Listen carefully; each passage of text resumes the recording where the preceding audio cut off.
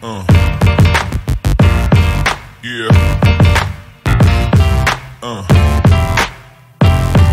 Yeah.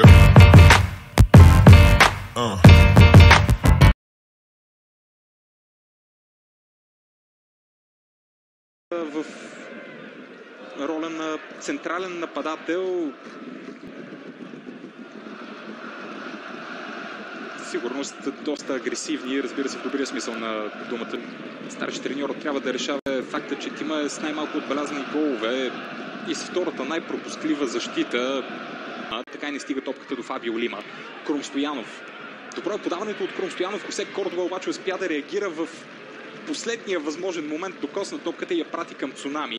Цунами от своя страна връща към Хосе Кордоба, за да топката Евертон Бала. Мартин Величков излезе, имаше реакция от футболист пред него. За сега Етър се справи с напрежението. Хосе Кордоба пробва, че човек е замесен в най-много попадения от настоящия състав на сините Рикардиньо, така че и доста по-отчетливо се забелязва и оттясно, когато там действа Патрик Габриел Галчев.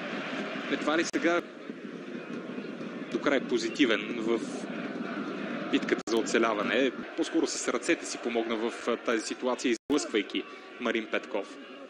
Етър домакинска победа с 2-1 срещу Ботев Враца тогава.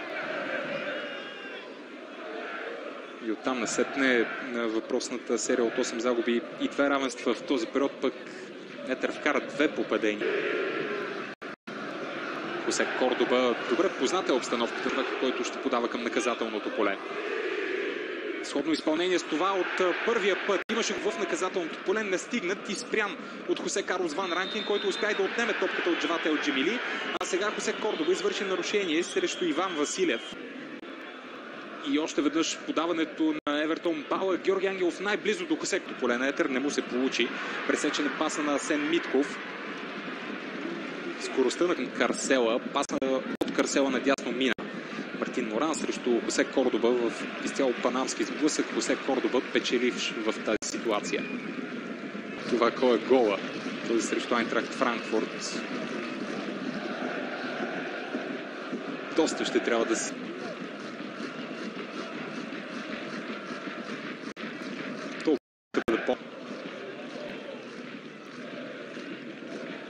за Светослав Петров, когато се изправя срещу сините.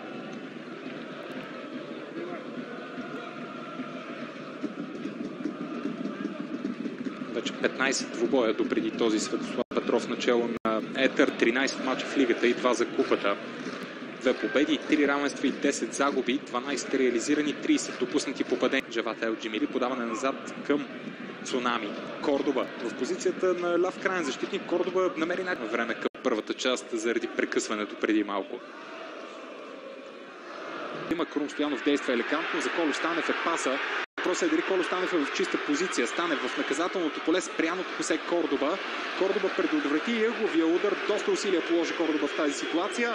Флага беше вдигнат, обаче топката остава в притежание на Левски и в частност на Хосе Кордоба. Затова не бе така и не намери начин да продължи индивидуално. Грешка от Патрик Мислович, отнета топка от Йоахим Карсела и в последствие неточност при подаването. Иван Василев очакваше различно развитие от страна на Йоахим Карсела. Димитров, Фадига и Хосе Кордоба, който сега с топка в крака ще може да стигне до противниковата половина.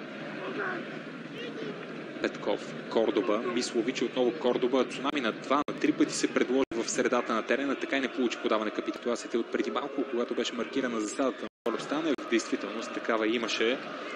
Брилянтна работа обаче след това на Кандидос. Стоянов, добър поглед от Крум Стоянов, топка в краката на Иван Василев, който веднага е атакуван от Хосе Кордоба. Нарушение от бившия футболист на Етър.